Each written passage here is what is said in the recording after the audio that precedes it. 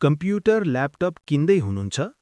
Computer laptop किन्दा ध्यान पुर्याउनु पर्ने कुराहरू जानौँ। नम्बर 1. एसएसडी। कम्प्युटर वा ल्यापटप किन्दा एसएसडी भएको कम्प्युटर ल्यापटप किन्नुपर्दछ। सके एनभिएमई नभए साटाको लेटेस्ट हार्ड डिस्क ड्राइभलाई स्टोरेज ड्राइभको रूपमा प्रयोगमा ल्याउन भने सकिन्छ। कम्प्युटर वा ल्यापटपमा सी ड्राइभमा कम्तीमा पनि 128 जिबी स्पेस हुनुपर्दछ। अझ भिडियो एडिट गर्ने र विभिन्न सफ्टवेयरहरू प्रयोगमा ल्याएर आफूलाई प्रविधिमा अपडेट राख्ने प्रयोगकर्ताले त कम्तीमा पनि 256 जिबी स्पेस सी ड्राइभमा नै राख्नुपर्दछ। यसै अनुसार एसएसडी छनौट गर्नुपर्दछ। नम्बर 2. विन्डोज।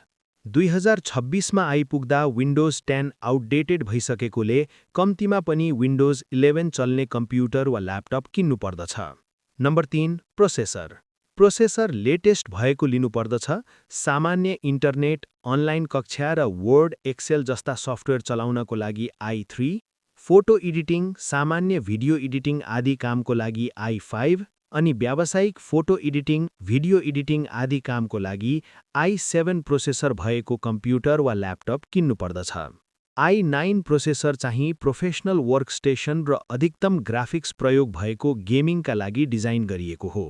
3D रेन्डरिङ, ठूला डेटा एनालिसिस वा व्यावसायिक भिडियो प्रोडक्सन गर्नेहरूका लागि मात्र यो सिफारिस गरिन्छ। यो सबैका लागि जरुरी हुँदैन। नम्बर 4. र्याम।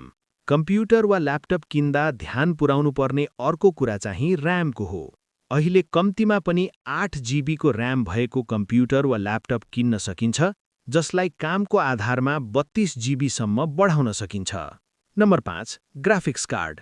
यदि तपाईँ गेमिङ, डिजाइन वा भिडियो एडिटिङका कार्य गर्नुहुन्छ भने तपाईँका लागि ग्राफिक्स कार्ड आवश्यक पर्दछ।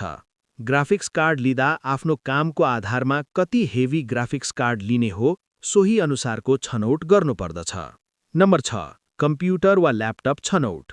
यदि तपाईँ गेमिङ, डिजाइन वा भिडियो एडिटिङका कार्य गर्नुहुन्छ भने तपाईँका लागि ल्यापटप भन्दा डेस्कटप कम्प्युटर नै ठिक हुन्छ।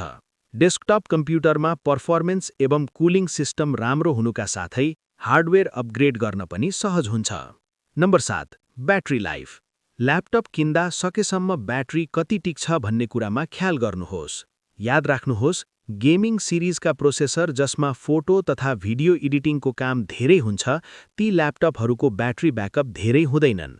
त्यसैले ती मध्येबाट पनि धेरै ब्याट्री लाइफ भएको छनौट गर्नु बुद्धिमानी हुन्छ।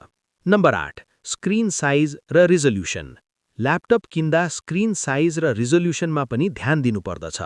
रिजोल्युसनले पिक्चर सफा र स्पष्ट बनाउँछ भने स्क्रिन साइज चाहिँ आवश्यकता अनुसार छनौट गर्न सकिन्छ। स्क्रिन रिजोल्युसन HD, फुल HD, 2K, 4K आदि हुन्छन्। यहाँ ध्यान दिनुपर्ने कुरा सामान्यतया 15.6 इन्च भन्दा कम साइजका ल्यापटपहरू अलि साना र बोकेर हिड्न सहज हुन्छन्, तर यस खालका ल्यापटपका किप्याडमा दायाँपट्टि हुने नम्बर प्याड चाहिँ हुँदैन। प्राय अकाउन्टिङ फिल्डमा हुने व्यक्तिहरूले यस नम्बर प्याडको प्रयोग बढी गरेको पाइन्छ। नम्बर 9. अन्य। ल्यापटप किन्दा यस अलावा र्याम अपग्रेड गर्न मिल्ने नमिल्ने, पोर्टहरूको सङ्ख्या, ब्रान्ड विश्वसनीयता, वारेन्टी आदि जाँच गरेर मात्र कम्प्युटर वा ल्यापटप किन्नुपर्दछ।